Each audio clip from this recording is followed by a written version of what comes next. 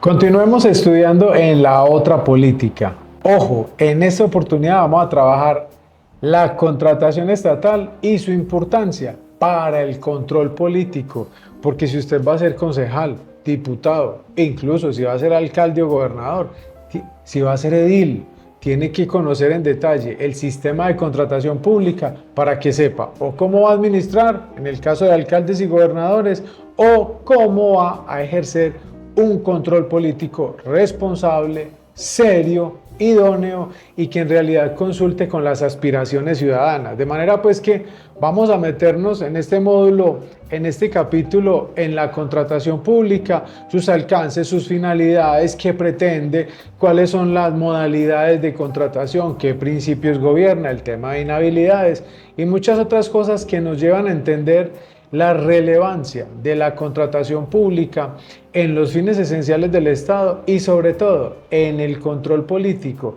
en la gestión pública que debe ejercer un gobernante o que debe ejercer un servidor público de elección popular al interior de una corporación pública. Todo lo partimos desde nuestra carta política. El contrato estatal está orientado al cumplimiento de los fines esenciales del Estado. Cada vez que un alcalde pavimenta una vía, cada vez que un gobernador crea un programa de vivienda, está orientado al cumplimiento del artículo 2 de la Constitución. Será siempre el punto de partida.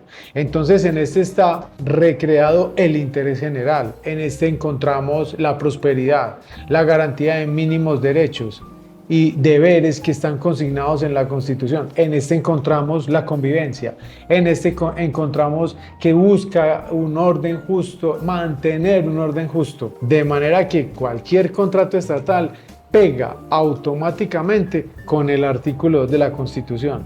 ¿Y por qué es importante que entendamos este punto de partida? Porque no podemos desconocer que el contrato lo que pretende satisfacer es una aspiración constitucional. El contrato estatal, no el contrato entre particulares, no el contrato entre privados, el contrato estatal persigue la satisfacción de un fin constitucional, persigue la garantía misma de la Constitución política.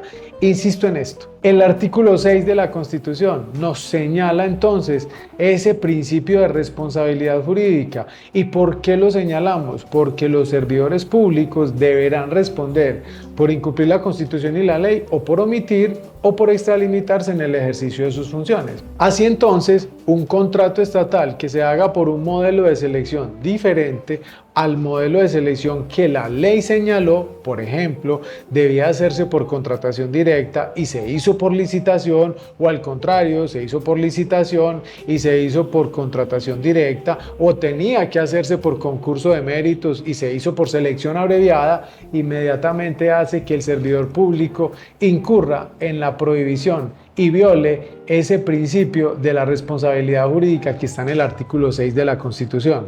Así entonces, el contrato estatal viene del artículo 2, fines esenciales del Estado, garantiza el principio de responsabilidad jurídica, debe tenerse en cuenta ese principio. Y ojo, el contrato estatal, su proceso de planeación, su proceso de suscripción, de celebración, de ejecución, de liquidación, de asegurabilidad en el tema de pólizas y garantías, es función pública. Y como es función pública, todo servidor público está obligado a cumplir con los protocolos mínimos, hace parte de sus funciones. Cuando un alcalde está contratando, hace parte de sus funciones. El alcalde, por ser representante legal, tiene dentro de sus funciones la contratación estatal, de acuerdo al artículo 12 de la Ley 80 de 1993. Por tanto, podrá delegar en un secretario, podrá delegar en ese directivo de más alto nivel de la administración, pero eso no le exime su responsabilidad de vigilancia, de inspección y de control a la labor delegada, que es que el secretario de planeación se robó todo el presupuesto de obras. ¿Y dónde estaba el alcalde? Viendo cómo el secretario de Obras Públicas celebraba contratos a diestra y siniestra. El alcalde responde por no vigilar, por no controlar, por no inspeccionar esa labor delegada. Finalmente, artículo 6, por omitir o extralimitarse en el ejercicio de sus funciones. ¿Esto de dónde viene? El Estatuto de Contratación Pública viene de la misma potestad legislativa del Congreso. El que establece el Estatuto de Contratación Pública es el mismo legislador. A través del artículo 150, numeral 23, dice que corresponde al Congreso hacer leyes y que por medio de ellas, 23, establecerá el Estatuto de Contratación Pública para que las entidades estatales celebren negocios públicos, negocios jurídicos, contratos, actos jurídicos que están orientados a que el Estado se obligue a cambio de una prestación de un servicio, de una obra, de una actividad X, y en retribución de ello debe establecer un pago. Ese pago será periódico, será único, en todo caso establecerá una remuneración. Ese contrato estatal tiene un fundamento legal y es el artículo 150, numeral 23, cuyo órgano autorizado para establecer dicho estatuto es el Congreso de la República. Ese Congreso de la República establece el Estatuto de Contratación y el artículo 209, pues como finalmente esto es función pública y la función pública es aquella que se organiza de acuerdo al 122 de la Constitución. Recuerde pues que vaya anotando todos los artículos que voy mencionando. Ese 122 de la Constitución señala la importancia de la función pública y que la función pública es toda esa consideración, todas esas actividades desplegadas por un servidor público orientadas a la satisfacción de un interés general, a la satisfacción del interés público, a la satisfacción de las aspiraciones ciudadanas. Esa función pública se desarrolla con arreglo a los principios de la función administrativa: celeridad, igualdad, transparencia, publicidad, eficiencia, eficacia, de tal manera que se pueda garantizar que el contrato se hace de manera correcta. Y ese contrato debe ser siempre bilateral. Ese contrato, el Estado establece unas pautas, el contratista mira si se presenta o no, si se presenta acepta las pautas, no es obligatorio, pero lo vincula a su cumplimiento. ¿Dónde encontramos nosotros el Estatuto de Contratación? En la Ley 80, la Ley 1150, la Ley 1450, la Ley 1474, el Decreto 1082 de 2015, todas estas normas justifican, ejemplifican, concretan, lo que quiera ponerle como adjetivo, el Estatuto de Contratación Pública. ¿Para qué? Para proveer las reglas, pero también los principios que se deben proteger en el proceso del contrato público, del contrato estatal. Ese estatuto es de obligatorio cumplimiento. Ese estatuto no puede ser omitido por ninguna autoridad pública. ¿Qué encontramos en el estatuto? ¿Quiénes son las entidades destinatarias? ¿Cuáles son las entidades que están obligadas? Todas aquellas que sus actos jurídicos están orientados a una satisfacción general. ¿Y quién me dice cuáles son esas entidades? La Ley 489 de 1998. Dicho de otro modo, todas las entidades estatales, todas las entidades territoriales, todas las entidades descentralizadas, aunque algunas que son por servicios estarán excluidas cuando ese servicio está orientado a una explotación económica. Por ejemplo, el alcalde crea una empresa industrial y comercial del Estado para asuntos mineros, para asuntos de desarrollo urbano. Esa empresa va a estar en libre competencia con las demás empresas del sector económico al que pertenece, de derecho público o privado, esa empresa no estará obligada al estatuto de contratación. Entonces, ¿cuáles entidades, de acuerdo a la naturaleza jurídica, cuáles entidades no están obligadas al estatuto de contratación? Pública, la ley 80 y estas normas que acabo de señalar, las empresas sociales del Estado, los hospitales públicos. Entonces, ¿cuál es la ley que lo regula? La ley 100. Las empresas industriales y comerciales del Estado. ¿Cuál es la ley que lo regula? La ley 489 y el Código de Comercio. Las sociedades de economía mixta. ¿Cuál es la ley que lo regula? La ley 489 y el Código de Comercio. También están por fuera de este régimen las empresas prestadoras de servicios públicos domiciliarios, públicas y mixtas. ¿Cuál es la ley que lo rige? La ley 489, la ley 142. En ese orden de ideas, ¿qué pasa con estas entidades? Estas entidades estarán sometidas al derecho privado. Sus actos, sus negocios, sus contratos estarán sometidas a la actividad propia de una entidad de derecho privado. Solo que deben garantizar varias cosas. Uno, el cumplimiento de los principios de la función administrativa del 209 y de los principios de la gestión fiscal del artículo 267 de la Constitución Política de Colombia. Es decir, manejan recursos públicos. Como manejan recursos públicos, deben garantizar los principios de la gestión pública: eficiencia, transparencia, equilibrio económico, resultados, todo lo que requiere una correcta gestión fiscal. Y además de eso, cumplir con todo el régimen de inhabilidades, incompatibilidades, prohibiciones y conflicto de intereses que puedan estar sometidos los servidores públicos que trabajan al interior de estas. En lo demás, son entidades que funcionan de acuerdo al derecho privado, y el Estatuto de Contratación y la Ley 489 les obliga a tener un manual de contratación, un estatuto de contratación propio, donde van a regular toda su actividad negocial, su actividad contractual, manual que debe ser aprobado por su propia junta directiva.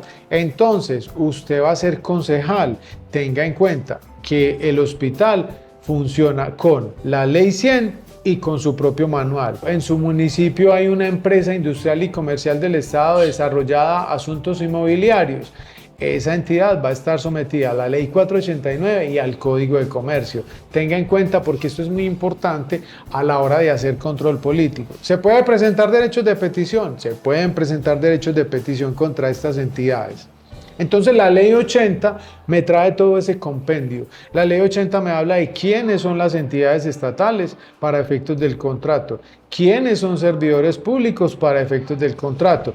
Me habla de cuál es el régimen de inhabilidades para contratar. Entonces el artículo 8 me trae un listado pormenorizado en esta ley, donde me dice quiénes no pueden contratar. A manera de ejemplo, no pueden contratar los servidores públicos. No pueden contratar a aquellos que hayan sido inhabilitados por la Procuraduría o por un juez de la República. No pueden contratar quienes sean parientes, cónyuge o parientes hasta el tercer grado de consanguinidad de dos personas que sean parientes y que vayan a presentar una propuesta económica. Entonces, la esposa y el esposo tienen dos empresas, una representante legal de una y el otro de otra, y van a presentarse a la misma licitación. No pueden. ¿Quién lo trae detallado? El artículo 8. El artículo 8 me dice en qué condiciones no se podrá contratar. No se podrá contratar quien haya sido condenado en un caso por corrupción, aunque esté incluso por tramitarse la apelación. Eso fue una modificación al artículo 8 que trajo la ley 2014. En ese orden de ideas, ¿quién es el que establece las inhabilidades y las incompatibilidades? El legislador. El legislador. Entonces nosotros nos vamos para el artículo 8 y ahí encontramos todas las causales de inhabilidad para contratar. Este estatuto de contratación me dice cómo es el concepto de consorcio, cómo es el concepto de unión temporal, cómo se conforman, cuáles son las responsabilidades de uno y otro, de los socios, de los miembros de ese consorcio, de esa unión temporal, que para efectos del contratista se entiende como contratista plural. Entonces, cuando usted esté leyendo allá en el consejo un contrato o un proponente y diga que es un proponente plural, entonces lo primero que vamos a entender es que o debe ser un consorcio o debe ser una unión temporal. Entonces el análisis de esto va a partir es de cómo verificamos nosotros las inhabilidades de todos los miembros de ese consorcio, porque todos los miembros del consorcio de la unión temporal están obligados a cumplir con ese régimen de inhabilidades y de incompatibilidades. Habla el estatuto de contratación de las inhabilidades sobrevinientes. ¿Qué pasa cuando usted celebra un contrato y le sobreviene una inhabilidad al contratista? Le sobrevino, por ejemplo, una destitución y una inhabilidad por parte de la Procuraduría General de la Nación cuando 4 años antes era servidor público. Listo, sobreviene una inhabilidad. Es necesario entonces tomar unas decisiones para remover a ese contratista y cederlo a otro. ¿Por qué? Porque usted no puede ni celebrar ni presentar propuestas y mucho menos ejecutar un contrato estando inhabilitado. ¿Qué más nos trae el estatuto de contratación? ¿Quién tiene la capacidad para contratar en nombre de una entidad? ¿Quién? El representante legal. Si es una empresa industrial y comercial del Estado, pues entonces el gerente, el presidente, el director. Si es un hospital, el director del hospital o el gerente del hospital. El municipio, la gobernación, el gobernador y el alcalde respectivamente. El consejo municipal, el presidente del consejo. La personería municipal, la contraloría municipal, el contralor y el personero respectivamente tendrán la facultad para contratar. Profe, ¿y se puede delegar? Se puede delegar. ¿Cómo se delega? De acuerdo a lo previsto en el artículo 9 del 9, 10 y 11 de la Ley 489 del año 1998. Esa facultad de delegación debe ser por escrita, esa delegación debe ser precisa, debe decir qué actividades son las que se le delegan a ese servidor público de inferior jerarquía, que debe ser del nivel directivo y que debe tener mando. A él le podemos delegar y le delegamos algunas actividades de la contratación o le delegamos todas. En todo caso, sea todas o unas cuantas, el representante legal está obligado a vigilar, inspeccionar y controlar el ejercicio de esa delegación. ¿Qué más encontramos nosotros en el estatuto de contratación? Que hay unos contratos en los cuales que hay unas cláusulas que se le ponen a los contratos y se denominan cláusulas excepcionales al derecho común, o las hemos escuchado también como cláusulas exorbitantes. ¿Cómo lo explico yo? ¿Qué es una cláusula exorbitante o excepcionales al derecho común? Hay cláusulas que usted en un contrato con un particular no puede celebrar, no puede, porque se entienden cláusulas no escritas. El ejemplo típico es este. Usted tiene un contrato de arrendamiento con un vecino. Ese contrato de arrendamiento es para un garaje, para usted guardar la moto. Ese contrato de arrendamiento usted lo firmó a 1 año. Resulta que el contrato, ese señor que le alquiló ese garaje empezó a meter más motos al garaje sin su consentimiento. Y resulta que usted se puso a mirar el contrato y en el contrato no dice que él ni podía y tampoco que no podía meter más motos en el garaje. Entonces, como hay una laguna en ese contrato, usted pues no puede interpretar de que es que usted me alquiló a mí con exclusividad, y el otro tampoco puede decir es que yo puedo meter más motos. ¿Cómo así? Entonces, ¿qué hacemos? Nos vamos para donde un juez para que interprete el contrato. Esas lagunas frente al cumplimiento de algunas obligaciones. En el contrato estatal, no. En el contrato estatal, la entidad estatal puede interpretar unilateralmente el contrato sin necesidad de ir donde el juez. En un procedimiento escrito, mediante acto administrativo, interpreta el contrato. Yo sí puedo meter más motos aquí. Listo. ya interpretó por esto y por esto. ¿Y de qué se pega para interpretar el contrato? De los estudios previos, de los análisis del sector económico, de los pliegos de condiciones, del proyecto de pliego de condiciones. Hay unos antecedentes administrativos que me permiten a mí determinar cómo interpreto ese contrato. Usted está aburrido en ese bien inmueble. Sigamos con el ejemplo. Yo quiero terminarlo porque no me gustó que ese señor metiera esas motos ahí, no se sabe quiénes son los que están ahí, me van a desvalijar un día esto la moto, pero al contrato me faltan 10 meses para terminar. Yo debo o pagarle una cláusula penal por no terminar el contrato o simplemente dejarlo tirado y que me demanden por incumplimiento. Yo voy a terminar unilateralmente el contrato. Está prohibido que entre particulares haya terminación unilateral. Pero cuando el contrato es firmado por una entidad estatal, sí puede terminarlo unilateralmente. ¿Por qué? Porque son cláusulas excepcionales, porque son cláusulas exorbitantes, cláusulas excepcionales al derecho común. Y asimismo, entonces se puede declarar la terminación unilateral, la interpretación unilateral. Yo no estoy de acuerdo con ese contrato, dice la entidad, lo puede modificar unilateralmente, puede decretar mediante un proceso sancionatorio la caducidad del contrato y generar una inhabilidad al contratista de manera unilateral. Entonces puede interpretar, modificar, terminar, declarar la caducidad. Esas cláusulas son potestades que tiene el Estado gracias a que el contrato, recuerde cuando iniciábamos la charla, persigue el cumplimiento del interés general. Y como persigue el cumplimiento del interés general, pues está orientado a que hay que proteger todas las estipulaciones que señala el contrato y los fines constitucionales. Así entonces encontramos que el contrato estatal tiene todas estas prerrogativas para la entidad porque protege los fines del contrato, protege los fines de la Constitución. ¿Qué más me dice? Que hay unos principios. El contrato estatal, el estatuto tiene 3 principios. Principio de transparencia, principio de economía y principio de responsabilidad. Y en el principio de transparencia vamos a encontrar algo que se llama selección objetiva. ¿Cómo así? Esta selección objetiva me está diciendo pilas. Hay 5 modalidades de contratación: licitación pública, selección abreviada, concurso de méritos, contratación directa y mínima cuantía. Lo que todo concejal y todo diputado tiene que saber es cuáles son las modalidades de contratación, adicional a todo lo que ya venimos diciendo. Profe, ¿yo cómo los distingo? Es que yo no soy experto en contratación estatal.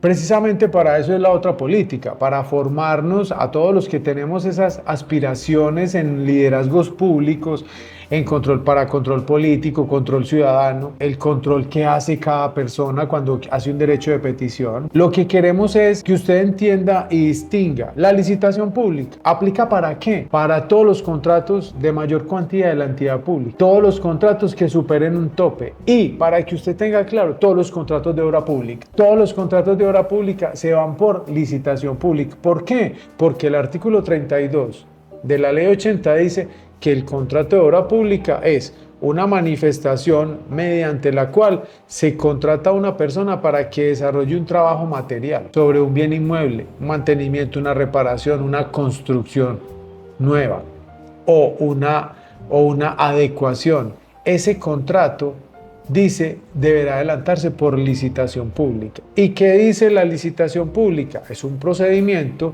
por medio del cual se agotan unos pasos, unos requisitos para llevar a una adjudicación. Es un proceso donde hay una libre concurrencia, donde participan muchas personas, muchos interesados, con la finalidad de hacerse a un contrato de esta naturaleza. Yo soy constructor, yo soy ingeniero, yo me dedico exclusivamente a esto, me voy a presentar a ese proceso público, licitación pública, para en igualdad de condiciones participar para ver si me lo adjudican a mí. Y se habla entonces de que hay unos contratos de mayor cuantía. ¿Cómo así, profe, que cuantías? El literal B del numeral segundo del artículo 2 de la ley 1150 me habla de cuáles son las cuantías, y las cuantías están establecidas vamos a tener que seguir estudiando mucho. Pilas que la otra política, este es una primera antesala a todo lo que vamos a hacer de ahora en adelante. Porque el proceso en la otra política es de formación constante, de formación continua. Queremos crear, ayudar a fortalecer esos nuevos liderazgos públicos que desde una base ética, de una base proactiva, de una base de sentido patriótico, se preocupe por los asuntos públicos, porque si no nos preocupamos por los asuntos públicos nosotros, que somos los que estamos en la universidad, que somos los que estamos de una u otra manera, que nos duele el erario, que nos duelen los recursos públicos, entonces ¿quién? Entonces no se preocupe, que todo este proceso lo vamos a ir llevando y vamos a ir colgando más clases y más clases, precisamente para que usted pueda tener una visión muy clara de a qué se enfrenta, qué busca la Ley 80, qué busca el contrato estatal. Esas cuantías entonces están establecidas de acuerdo al presupuesto anual de la entidad. Y ese presupuesto anual entonces me dice esa Ley 80, el literal B del numeral 2 del artículo 2 de la Ley 1150, me dice que de acuerdo al presupuesto de la entidad se establecerá un tope mínimo de cuantía.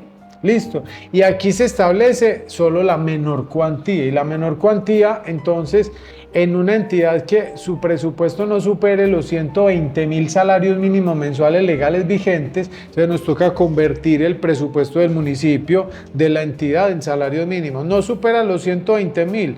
Bueno, entonces la cuantía, la menor cuantía será a todos los contratos hasta los 280 salarios mínimos. ¿Qué quiere decir? Que todos los contratos superiores a 280 salarios mínimos, equivalentes, superiores y equivalentes a ese valor, superiores al equivalente de 280 salarios mínimos, serán de mayor cuantía. Y si es de obra, es de licitación pública. Y que todos los contratos que sean iguales o inferiores a la menor cuantía serán por selección abreviada. Profe, en palabras sencillas, ¿qué es la selección abreviada? Es una licitación chiquita. Es una licitación corta, mientras que la licitación puede durar mínimo 3 meses, una selección abreviada dura 20 días, pero sigue siendo un proceso público, un proceso donde se garantiza la libre concurrencia de oferentes. Muchas personas pueden presentarse. Y está la mínima cuantía. La mínima cuantía es ¿qué? Es todos los contratos que no superen el 10% de la menor cuantía. En el ejemplo que acabo de poner, de las entidades inferiores a 120.000 salarios mínimos, la menor cuantía es 280 salarios mínimos. Si sobrepasa, serán de mayor cuantía todos los que sobrepasen. La menor cuantía iguales o inferiores a ese valor y que no sean inferiores al 10% de la menor cuantía.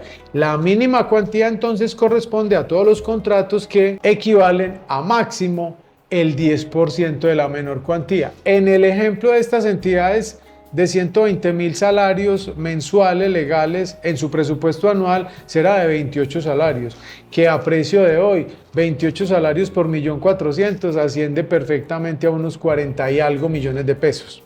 En ese orden de ideas, una entidad que sus contratos no sean, que sean de menor cuantía, nos vamos por selección abreviada, que sean de mínima cuantía, nos vamos por la modalidad de selección de mínima cuantía. Otra cosa entonces para determinar, la mínima cuantía es un modelo de selección y también es una cuantía del contrato. Entonces aquí ya despachamos 3 modalidades de selección: la licitación pública, la modalidad, la selección abreviada y la mínima cuantía. Ojo, en otro capítulo vamos a desarrollar cada uno y vamos a tener un capítulo de varios subtemas explicando solo la licitación pública. Vamos a tener otro capítulo donde vamos a explicar solamente la selección abreviada y otro capítulo donde vamos a explicar solamente la mínima cuantía.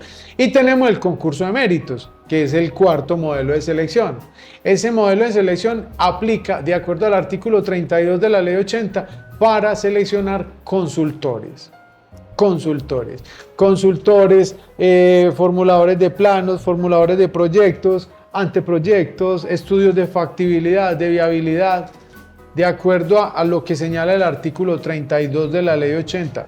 cualquier actividad relacionada con esas actividades, nos vamos a buscar un concurso de méritos. Ojo, aclaro, usted va a ser concejal. Este concurso de méritos no es el mismo concurso de méritos de empleo público. Este es el concurso de méritos para seleccionar el contratista. El otro concurso de méritos que es muy famoso porque la gente se mete al sistema de información de mérito de la Comisión Nacional de Servicio Civil, el famoso SIMO, y la Comisión Nacional del Servicio Civil es otra cosa. Después le explico, porque si usted va a ser un líder público, tiene que saber en qué consisten ese tipo de concursos. Y este concurso no es el mismo ni el personero, ni el para elegir contralor del municipio o del distrito. Son cosas totalmente distintas. Entonces, este concurso de mérito es para escoger un contratista. Ese contratista se llama consultor o también para escoger interventores.